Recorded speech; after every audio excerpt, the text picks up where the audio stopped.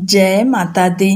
प्रिय भक्तों, आप सभी का हमारे चैनल मन की शांति में बहुत बहुत स्वागत है। फाल्गुन मास की शुभ पूर्णिमा तिथि आनंद, भक्ति और आध्यात्मिक ऊर्जा से परिपूर्ण मानी जाती है। इस पावन दिन पर भक्तगण श्रद्धा और आस्था के साथ श्री सत्यनारायण भगवान की पूजा और कथा का आयोजन करते हैं। यह वही दिव्य रूप है जिनमें भगवान विष्णु सत्य और धर्म की स्थापना हेतु भक्तों का कल्याण करते हैं। फाल्गुन पूर्णिमा का महत्व इसलिए भी विशेष है क्योंकि यह तिथि हमें असत्य पर सत्य की विजय का संदेश देती है।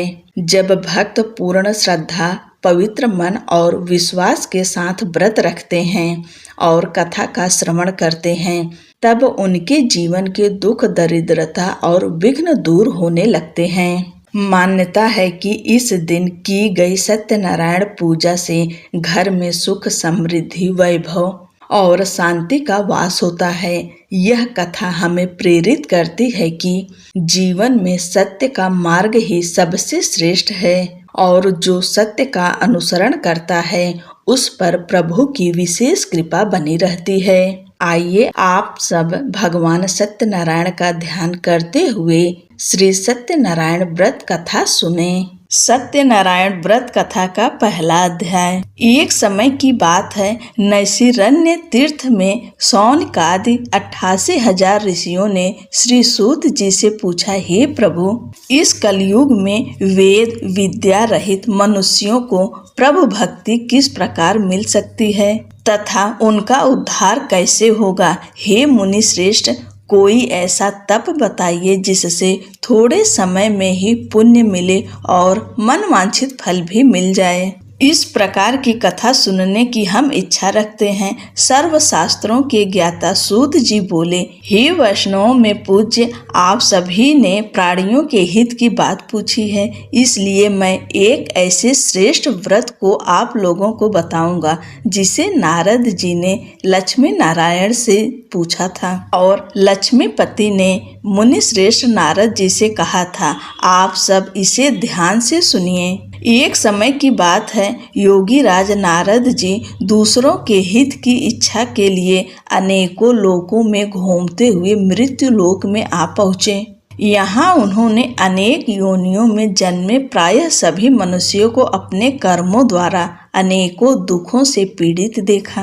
उनका दुख देख नारद जी सोचने लगे कि कैसा यत्न किया जाए जिसके करने से निश्चित रूप से मानव के दुखों का अंत हो जाए। इसी विचार पर मनन करते हुए वह अपने विष्णु लोक में गए। वहाँ वह देवों के ईश नारायण की स्तुति करने लगे, जिनके हाथों में शंख, चक्र, गदा और पद्य थे, गले में वरमाला पहने हुए थे। स्तुति करते हुए नारद जी बोले, हे भगवान, आप अत्यंत शक्ति से संपन्न हैं। मन तथा वाणी भी आपको नहीं पा सकती है।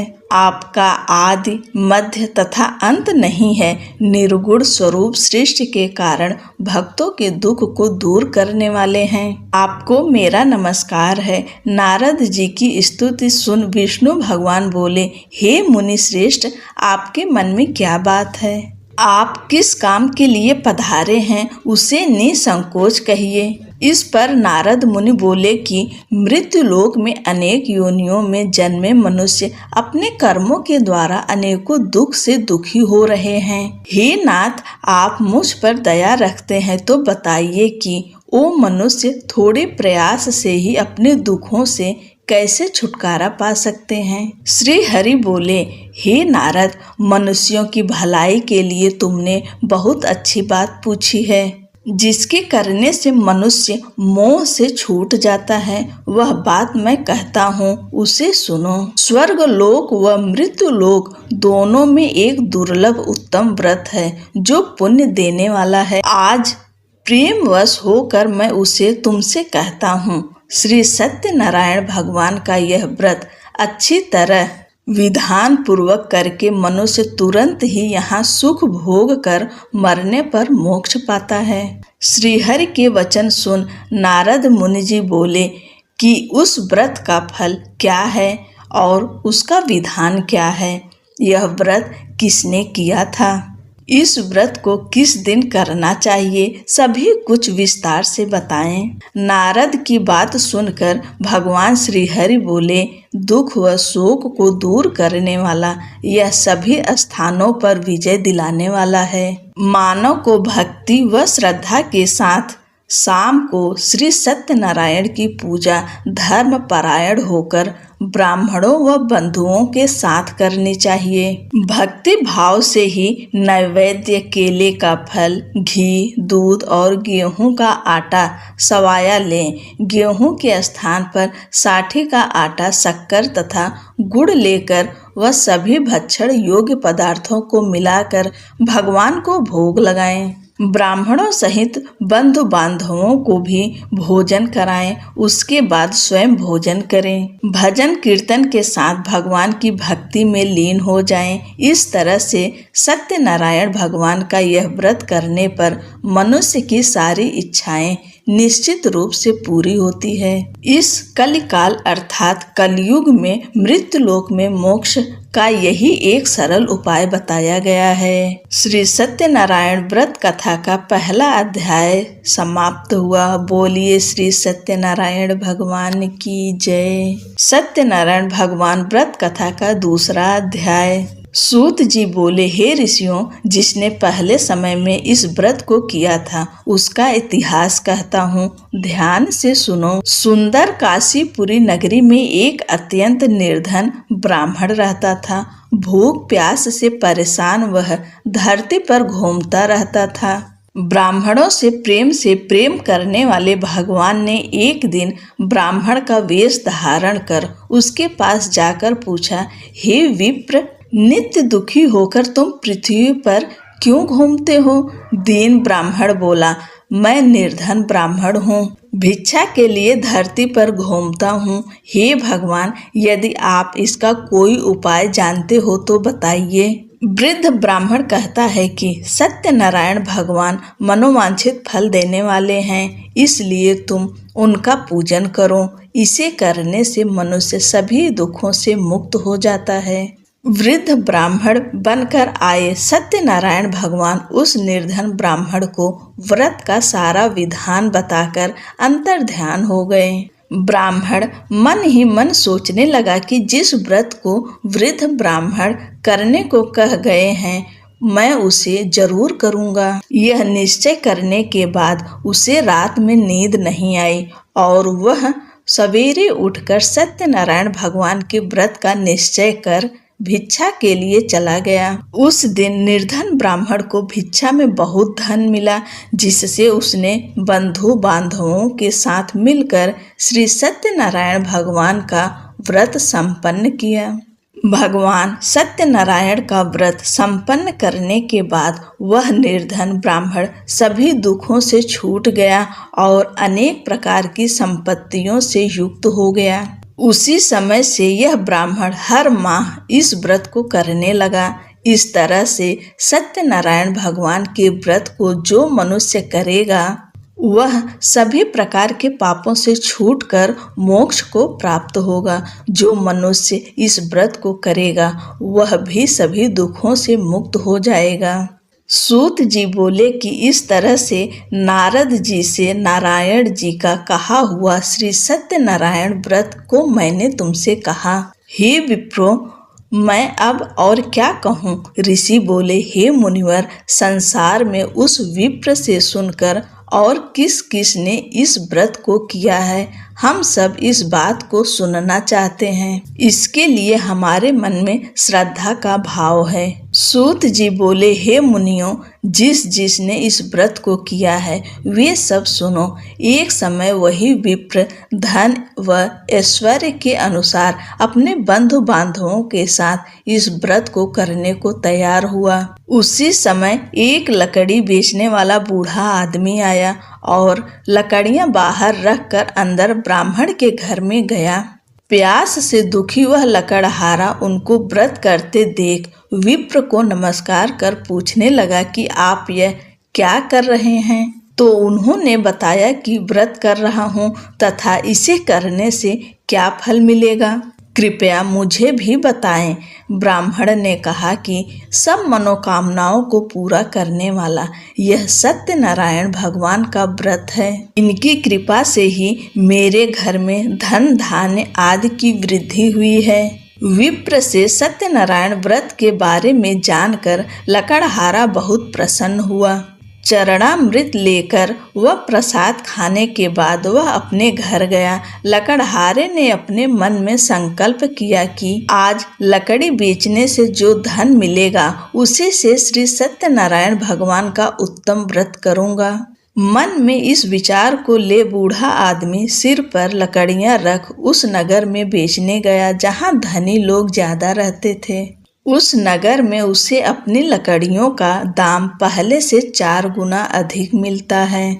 बूढ़ा प्रसन्नता के साथ दाम लेके केले, शक्कर, घी, दूध, दही और गेहूं का आटा ले और सत्यनारायण भगवान के व्रत की अन्य सामग्रियां लेकर अपने घर गया। वहां उसने अपने बंधु बांधवों को बुलाकर विधि विधान से सत्यनारायण भगवान का पूजन और व्रत किया। इस व्रत के प्रभाव से वह बूढ़ा लकड़हारा धन, पुत्र आदि से युक्त होकर संसार के समस्त सुख भोग अंतकाल में वैकुंठ धाम चला गया।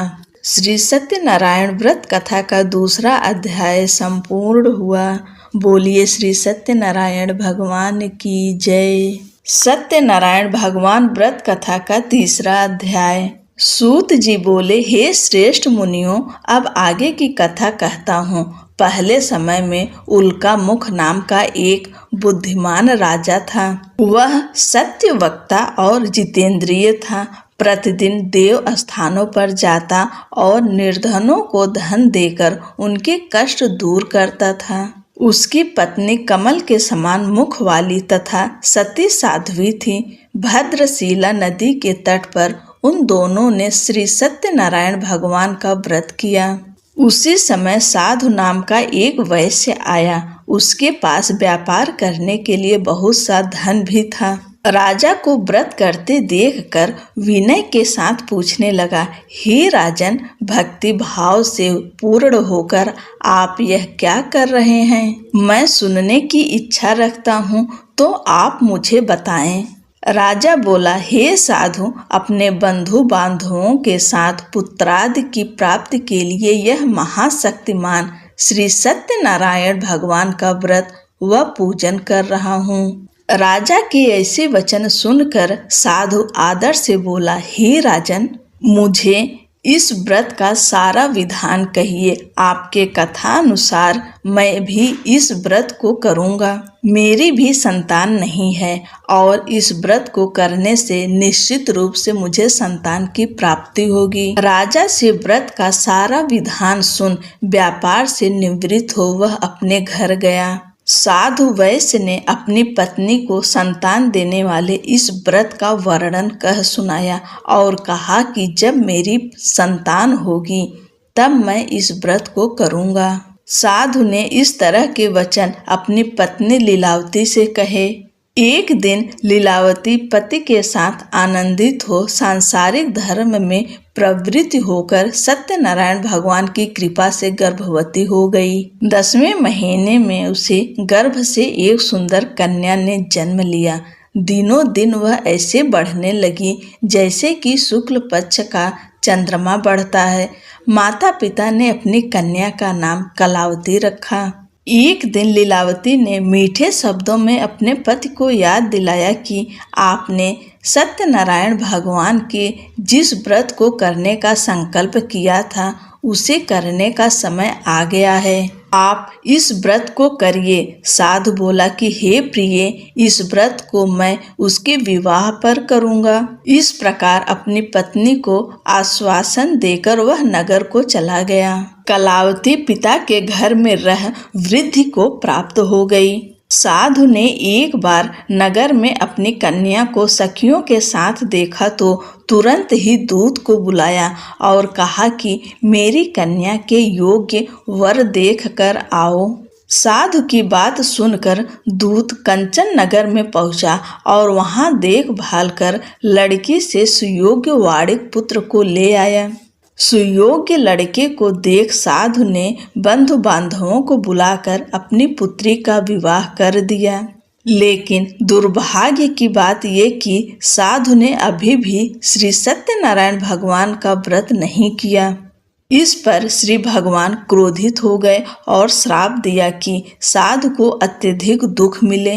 अपने कार्य में कुशल साधु बनिया जमाई को लेकर समुद्र के पास स्थित होकर रत्नासारपुर नगर में गया। वहां जाकर दामाद ससुर दोनों मिलकर चंद्रकेतु राजा के नगर में व्यापार करने लगे।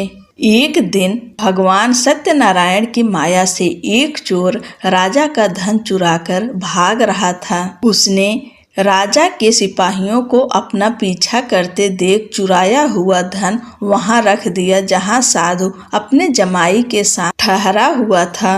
राजा के सिपाहियों ने साधु वैश्य के पास राजा का धन पड़ा देखा तो वह ससुर जमाई दोनों को बांधकर प्रसन्नता से राजा के पास ले गए और कहा कि उन दोनों चोरों को हम पकड़ लाएं, आप आगे की कार्यवाही की आज्ञा दें। राजा की आज्ञा से उन दोनों को कठिन कारावास में डाल दिया गया और उनका सारा धन भी उनसे छीन लिया गया। श्री सत्यनारायण भगवान के श्राप से साधु की पत्नी भी बहुत दुखी हुई। घर में जो धन रखा था उसे चोर चुरा ले गए। शारीरिक तथा मानसिक पीड़ा व भूख प्यास से अति दुखी हो अन्न की चिंता में कलावती ने ब्राह्मण के घर गई। वहां उसने श्री सत्यनारायण भगवान व्रत होते देख फिर कथा भी सुनी। वह प्रसाद ग्रहण कर वह रात को घर वापस आई।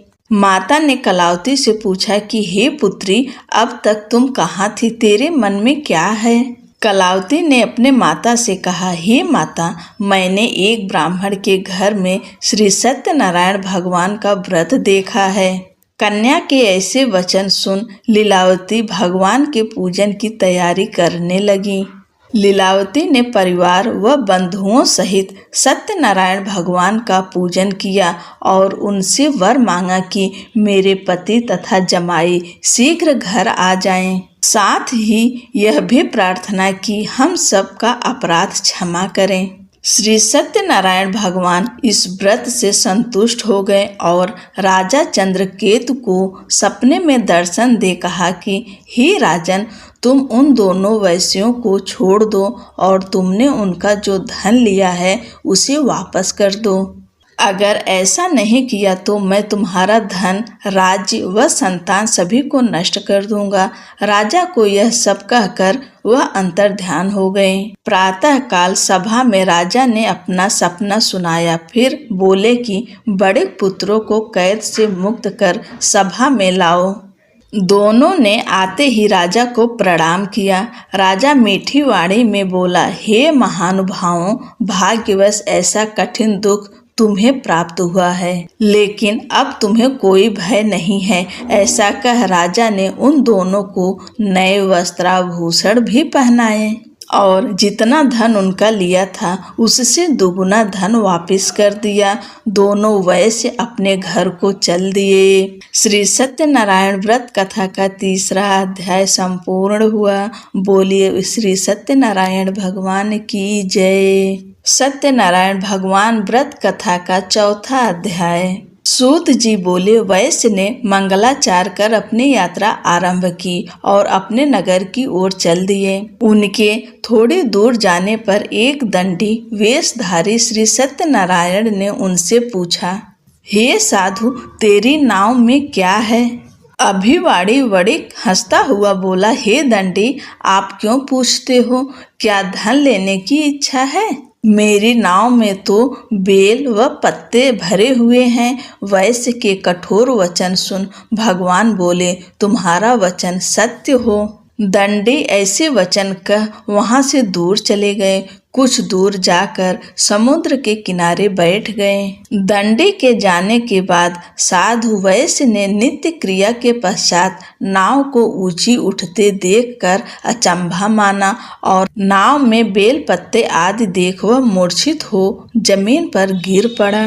मूर्छा खुलने पर वह अत्यंत शोक में डूब गया तथा उसका दामाद बोला कि आप शोक न मनाएं, यह दंडी का शाप है, इसलिए हमें उनकी शरण में जाना चाहिए, तभी हमारी मनोकामना पूरी होगी।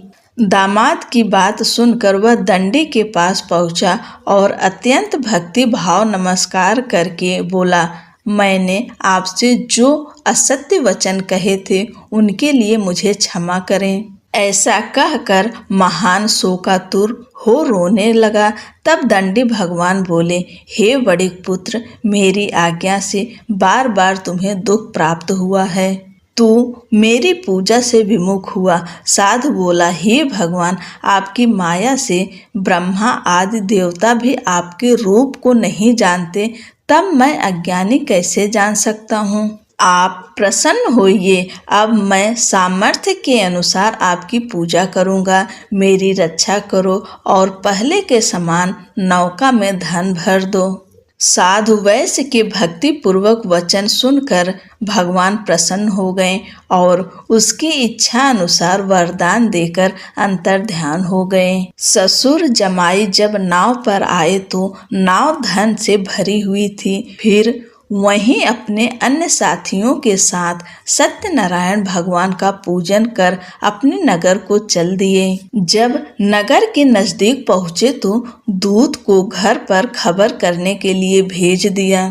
दूत साधु की पत्नी को प्रणाम कर कहता है कि मालिक अपने दामाद सहित नगर के निकट आ गए हैं। दूत की बात सुन साधु की पत्नी लीलावती ने बड़े हर्ष के साथ सत्यनारायण भगवान का पूजन कर अपनी पुत्री कलावती से कहा कि मैं अपने पति के दर्शन को जाती हूँ, तू कार्य पूर्ण कर शीघ्र आ जा।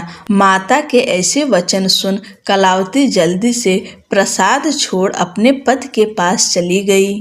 प्रसाद की अवज्ञा के कारण श्री सत्यनारायण भगवान रुष्ट हो गए और नाव सहित उसके पति को पानी में डुबो दिया।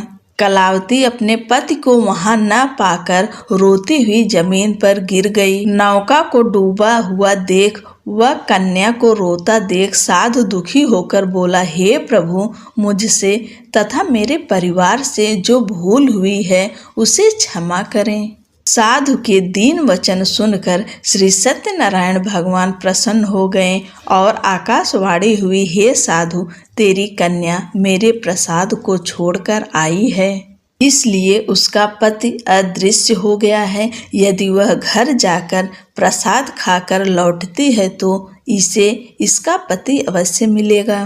ऐसी आकाशवाणी सुन कलावती घर पहुंचकर प्रसाद खाती है और फिर आकर अपने पति के दर्शन करती है। उसके बाद साधु अपने बंधु बांधवों सहित श्री सत्यनारायण भगवान का विधि विधान से पूजा करता है। इस लोक का सुख भोग कर अंत में स्वर्ग को जाता है। श्री सत्यनारायण व्रत कथा का चौथा अध्याय संपूर्ण हुआ। बोलिए श्री सत्यनारायण भगवान की जय। सत्यनारायण भगवान व्रत की कथा का 5वां अध्याय। सूत जी बोले, हे ऋषियों, मैं और भी एक कथा सुनाता हूँ, उसे भी ध्यान पूर्वक सुनो। प्रजा पालन में लीन तुंगध्वज नाम का एक राजा था। उसने भी भगवान का प्रसाद त्याग कर बहुत ही दुख सहन किया। एक बार वन में जाकर वन्य पशुओं को मारकर वह बड़ के पेड़ के नीचे आ गया। वहां उसने ग्वालों को भक्ति भाव से अपने बंधुओं सहित सत्यनारायण भगवान का पूजन करते देखा। अभिमानवश राजा ने उन्हें देखकर भी पूजा स्थान में नहीं गया और ना ही उसने भगवान को नमस्कार किया। ग्वालों ने राजा को प्रसाद दिया, लेकिन उसने वह प्रसाद नहीं खाया और प्रसाद को वहीं छोड़ अपने नगर को चला गया। जब वह नगर में पहुंचा तो वहां सब कुछ तहस नहस हुआ पाया, तो वह शीघ्र ही समझ गया कि यह सब भगवान ने ही किया है। वह दोबारा ग्वालों के पास पहुंचा और विधि पूर्वक पूजा करके प्रसाद खाया तो श्री सत्यनारायण भगवान की कृपा से सब कुछ पहले जैसा हो गया। दीर्घ काल तक सुख भोगने के बाद मरणोपरांत उसे स्वर्गलोक की प्राप्ति हुई। जो मनुष्य परम दुर्लभ इस व्रत को करेगा तो भगवान सत्यनारायण की अनुकंपा से उसे धन धान्य की प्राप्ति होगी। निर्धन धनी हो जाता है और भय मुक्त हो जीवन जीता है। संतानहीन मनुष्यों को संतान सुख मिलता है और सारे मनोरथ पूर्ण होने पर मानव अंत काल में वैकुंठ धाम को जाता है। सूत जी बोले, जिन्होंने पहले इस व्रत को किया है, अब उनके दूसरे जन्म की कथा कहता हूँ। वृद्ध सतानंद ब्राह्मण ने सुदामा का जन्म लेकर मोक्ष की प्राप्ति की। लकड़हारे ने अगले जन्म में निषाद बनकर मोक्ष प्राप्त किया। उल्का मुख नाम का राजा दशरथ होकर वैकुंठ को गए। साधु नाम की वैश्य ने मोर ध्वज बनकर अपने पुत्र को आरे से चीरकर मोक्ष पाया। महाराज तुंगध्वज ने स्वयंभू होकर भगवान में भक्ति युक्त हो कर्म कर मोक्ष पाया। श्री सत्यनारायण व्रत कथा का 5वां अध्याय संपूर्ण हुआ।